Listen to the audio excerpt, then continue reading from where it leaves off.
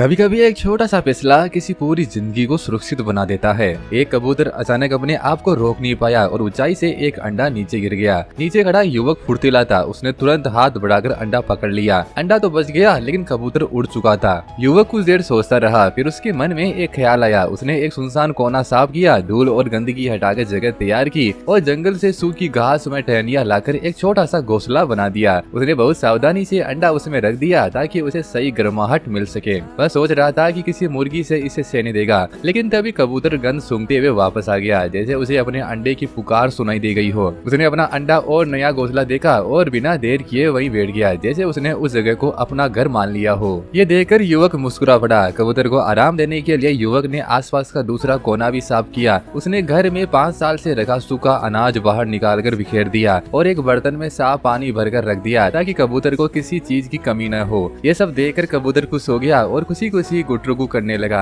अब उसे खाने की कोई चिंता नहीं थी, इसलिए वह ज्यादातर समय अंडे पर बैठा रहता। युवक हर दिन उसके लिए पौष्टिक खाना लाता ताकि वह पूरी ताकत से अपने बच्चे को जन्म दे सके। कुछ समय बाद इंतजार खत्म हुआ और अंडे से एक नन्हा कबूतर सुरक्षित बाहर आ गया। युवक ने घोंसले को और बड़ा, आरामदायक और सुंदर बना दिया। चारों ओर फूल सजाए ताकि बच्चे को गर्माहट और सुकून मिले। जब कबूतर माँ वापस आई तो वह भी नए घर को देखकर खुश हो गई, जैसे उसे माँ होने का सम्मान मिल गया हो। अब बच्चा घोंसले में सुरक्षित था और युवक रोज उन्हें खाना और पानी देता।